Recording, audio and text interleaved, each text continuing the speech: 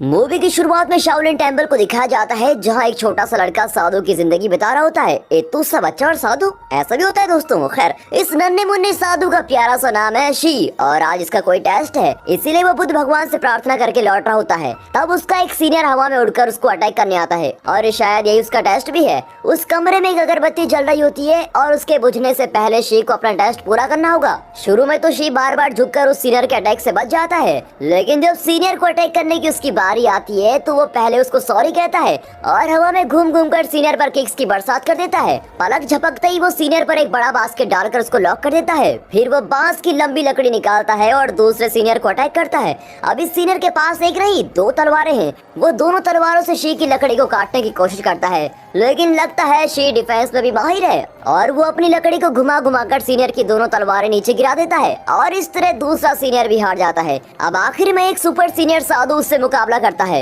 वो एक सीप फेंकता है जो दीवार से टकराकर वहाँ के आईने को घुमा देता है। सूरज की रोशनी इस आईने में लगकर सीधे शी की आंखों में लगती है और उसे जलन भी होती है, लेकिन उसे भी सहन करके वो छड़ी लेकर भागता है। तभी सुपर सीनियर एक छलांग मारकर शी को उठाकर फेंकता है। शी इस सुपर सीनियर से भी हार नहीं मानता। सुनिए सुपर सीनियर जी, मुझे आपका टकला सर बहुत पसंद आया। ये कहकर शी उसे डाइवर्ट करता है और उसकी छाती पर एक तगड़ा किक मारता है, और फोर्स के कारण वो पिलर पर जाकर टकराता है, और ठीक उसी वक्त अगरबत्ती बुझ जाती है, और इस तरह शी इस टेस्ट में पास हो जाता है। और इसी खुशी के साथ वो सर उठाकर बाहर चला आता है। इस टेस्ट में उसको 88% मार्क्स मिले थे। उसके मार्क्स देखकर गुरुजी कहते हैं कि और 2 मार्क्स ले आते तो कितना अच्छा होता। उस जमाने में तो मेरे 90% मार्क्स आए थे। अब दरअसल 3 साल की उम्र में शी के माता पिता उसको छोड़कर यहाँ गए थे, और 4 साल से शी यहीं पर पल रहा है। फिर उसके गुरुजी उसको आगे पढ़ाई के लिए दूसरे शहर भेजते हैं, और साथ ही उसे एक रिकमेंडेशन लेटर भी देते हैं। शी बहुत ही खुशी से लेटर ले लेता है और भागकर बस में चढ़ जाता है। अब शी शहर जाने वाला है। अगले शॉट में एक 15 साल के लड़के को दिखाते हैं जिसका नाम लिन है। ये स्कूल के टेक्वांडो क्लब का चीफ है, और टेक्वांडो फाइट में बिल्कुल एक्सपर्ट भी है। नाम सुनकर घबराइए मत, टेक्वांडो भी कराटे जैसा एक मार्शल आर्ट है। इस क्लब की मैनेजर जिया नाम की एक खूबसूरत लड़की है। लिन की छोटी बहन और जिया का छोटा भाई इसी स्कूल में 4th क्लास में पढ़ते हैं।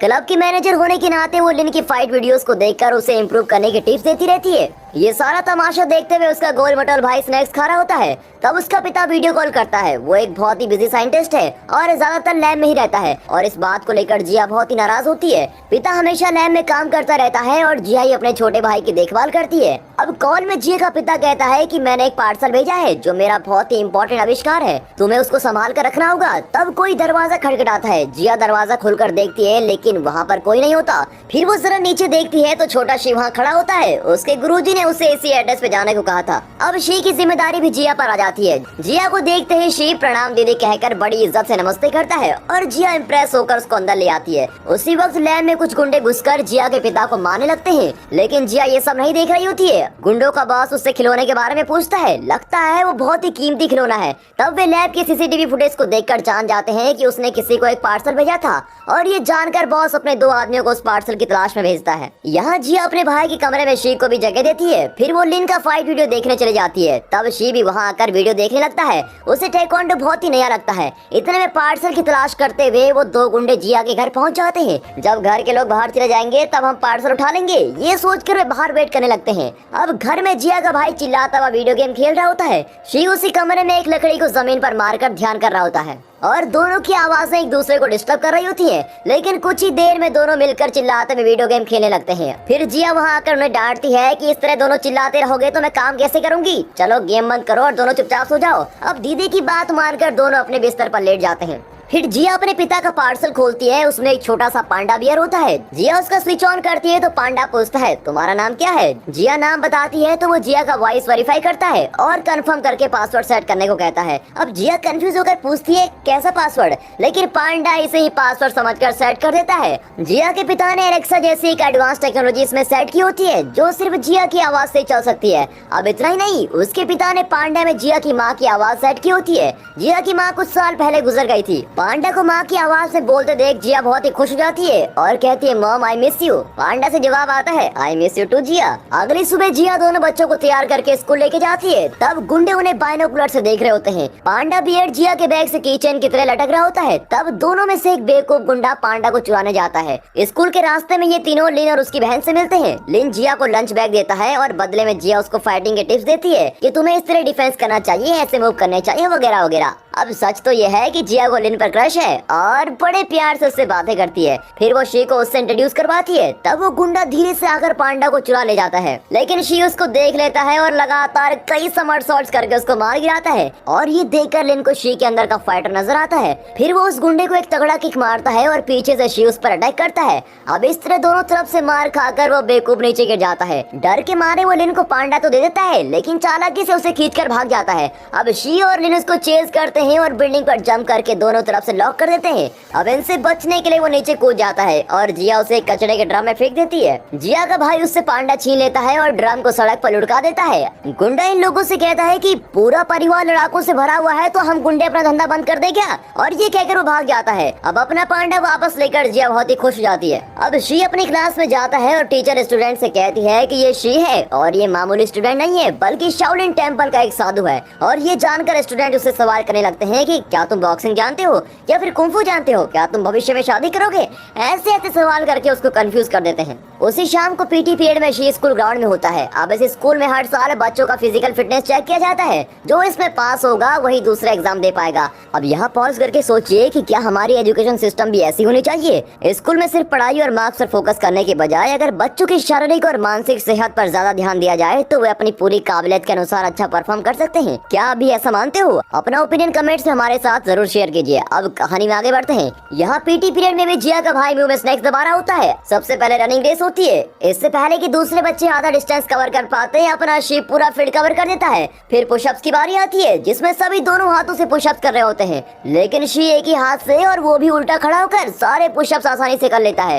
और ये देखकर लिन की बहन बहुत इंप्रेस हो जाती है। फिर हडल्स रेस होती है और शी को कॉपी करके जिया का भाई भी हडल के ऊपर से छलांग मारता है और धड़ करके नीचे गिरता है। दूसरी ओर गुंडों के बॉस ने साइंटिस्ट को बांध कर रखा होता है। जब तक मुझे पांडा नहीं मिलेगा मैं तुम्हें नहीं छोड़ूंगा, ये कहकर वो साइंटिस्ट को धमका रहा होता है। लेकिन उसके बेवकूफ आदमी पांडा को ढूंढने के बजाय रोज नया बहाना ढूंढ रहे थे। यहाँ स्कूल में शी जिया के भाई से कहता है, मैं तुम्हें रोज ट्रेनिंग दूंगा और तुम आसानी से फिजिकल फिटनेस टेस्ट को पास कर सकोगे। यूं ही बातें करते हुए वे स्कूल स्टेडियम की ओर जाते हैं। वहाँ लिन प्रैक्टिस कर रहा होता है और शी का बड़ा मन करता है कि वो भी लिन के साथ फाइट करे। उस रात वो दोनों गुंडे फिर अपनी कार में जिया के घर के बाहर वेट कर रहे होते हैं। एक आदमी पिछले दिन बच्चों से पिट चुका था और बैंडेज लिपट कर बैठा होता है। अब दूसरा गुंडा घर में घुसने की कोशिश करता है, लेकिन बाहर की कांटली झाड़ियों में गिरकर घायल हालत में लौट जाता है। घर में शी ली का फाइटिंग मेथड प्रैक्टिस कर रहा होता है। तभी दोनों जोकर गुंडे अंदर आते हैं। उन्हें आते देख शी छुप जाता है और चीजें उधर उधर फेंक कर उनको कंफ्यूज करता है। फिर बाहर निकाल कर उनके मुंह और पेट पर बारंबार किक करता है। आवाज सुनकर जिया नीचे आती है और दोनों गुंडे वहाँ पड़ा हुआ कोई पुराना पांडा उठाकर भाग जाते हैं। अब जिया के आते ही शी कहता है, दीदी यहाँ वो चोर आए थे, लेकिन मैंने अकेले उन्हें मार कर भगा दिया।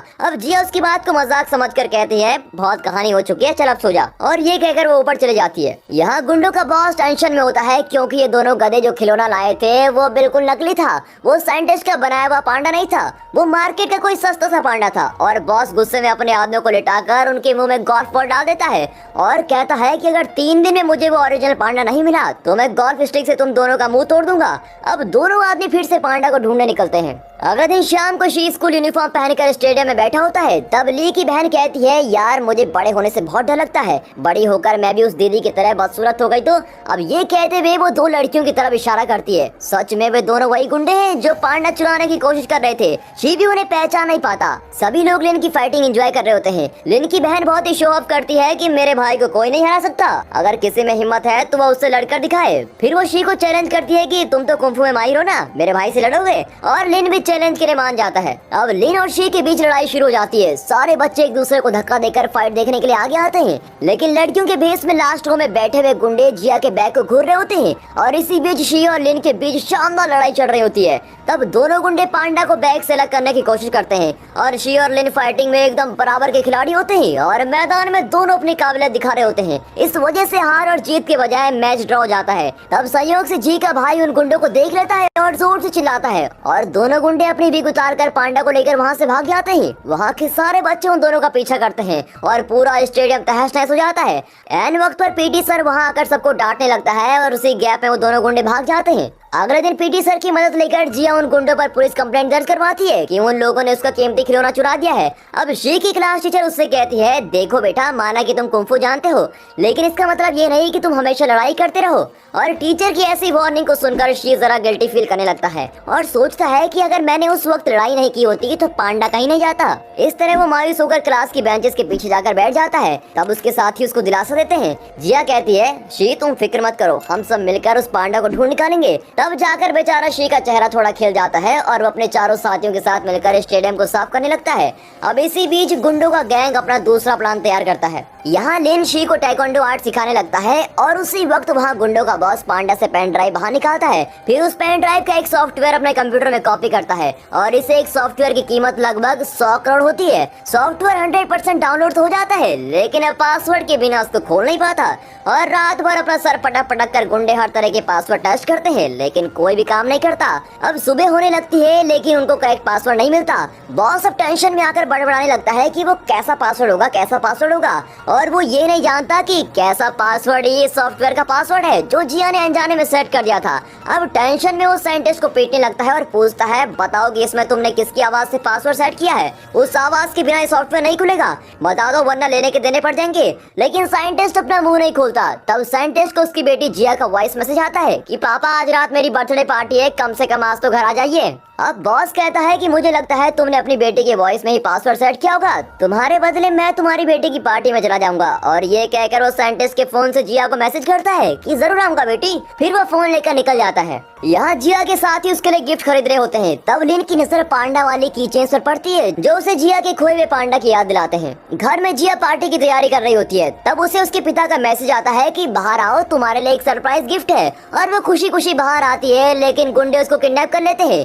अब एन वक्त पर उसके साथ ही आ जाते हैं और उसके पीछे भागते हैं। एक टकला गुंडा उन्हें मारता है और गाड़ी लेकर वहाँ से निकल जाता है। शी और लिन साइकिल में उस गाड़ी का पीछा करते हैं और जिया का भाई भी उनके पीछे हाँफता हुआ भाग रहा होता है। ली की बहन पुलिस को कॉल करके बताती है कि गुंडे मेरे दोस्त की दीदी को उठा ले गए हैं। उसके अलावा अब जिया के बाकी साथी साइंटिस्ट की लैब में पहुंच जाते हैं। वहाँ बॉस से कीमती सॉफ्टवेयर खरीदने के लिए एक व्यापारी आया होता है। तब गुंडे जिया को वहाँ ले आते हैं और डर के मारे वो चिल्लाने लगती है। उसकी गर्दन पर चाकू रखकर बॉस उसको धमकाता है कि चुपचाप अपनी आवाज में सॉफ्टवेयर का पासवर्ड बोल दे। लेकिन जिया कहती है, मैं नहीं जानती, मुझे नहीं पता कि वो कैसा पासवर्ड है और कैसा पासवर्ड, ये दोनों शब्द उसकी आवाज में सुनकर सॉफ्टवेयर अनलॉक हो जाता है। तब जाकर सबको पता चलता है कि कैसा पासवर्ड ही पासवर्ड है। इस बेकार से पासवर्ड के लिए लोग रात भर सर पटक रहे थे। अब जिया का भाई पुलिस को फिर से फोन करके इन गुंडों की लोकेशन बताता है। तब एक गुंडा मूत्र विसर्जन करने उस तरफ जाता है और लिन एक किक में उसको फ्लैट कर देता है। दूसरी ओर शी एक गुंडे को मार गिराता है। तब जिया का भाई छुपते छुपाते अंदर घुसता है और बॉस उस सॉफ्टवेयर को बेचने की तैयारी कर रहा होता है।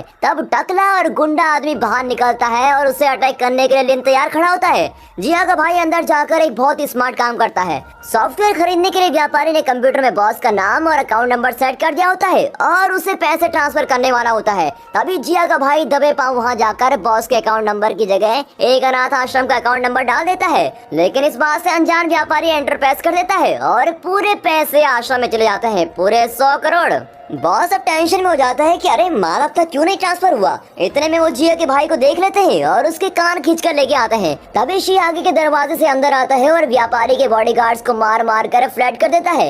इसी बीच जिया और उसका भाई अपने पापा के हाथ खोल देते हैं। इन सब के बीच व्यापारी उस सॉफ्टवेयर को किसी भी तरह चुराने की कोशिश करता है और पैसे ट्रांसफर न होने की वजह से बॉस व्यापारी के आदमियों से भिड़ जाता है। वे कहते हैं, पर हमने तो पैसे भेज दिए हैं। बॉस चिल्लाता है कि पैसे मेरे अकाउंट में नहीं है, तुम 100 करोड़ का चूना लगाओगे मुझे। ये कहकर वो उनसे लड़ने लगता है और व्यापारी के गार्ड्स बॉस को अटैक करने लगते हैं। उनसे बचकर बॉस पेन ड्राइव को एक पेटी में लेकर भाग जाता है और शी उसको चेस करता हुआ बाहर आता है। वहाँ वो टकला गुंडा लिन को उठाकर पटक देता है और इन्हें अटैक करने के लिए बिल्कुल तैयार खड़ा होता है। इतने में लिन और शी मिलकर उसको अटैक करते हैं। यहाँ साइंटिस्ट जिया और उसका भाई बॉस को चेस करते हैं और एक जगह वो लॉक हो जाता है। फिर तीनों मिलकर उसको खूब पीटते हैं। टकला गुंडा शी और लिन से लड़ रहा होता है और शी हवा में उड़कर बैक शॉट में उसको एक किक मारता है। लिन भी छलांग मारकर अपने दोनों पैरों से उस गुंडे का गला घोंटता है और वो स्पॉट पर ही फ्लैट हो जाता है। अब हमेशा की तरह पुलिस रेड में पहुंचती है और बॉस और व्यापारी दोनों की टीम को अरेस्ट करके लेके जाती है। साइंटिस्ट का आविष्कार फिर उसी के पास लौट जाता है और पूरी फैमिली एक हो जाती है। अब इस आविष्कार की रक्षा करने के लिए वो सभी बच्चों को डिनर पार्टी देता है और बच्चों से प्रॉमिस करता है कि अब मैं काम के नाम पर तुम लोगों से अलग नहीं रहूंगा, तुम लोगों के साथ ज्यादा टाइम बिताऊंगा।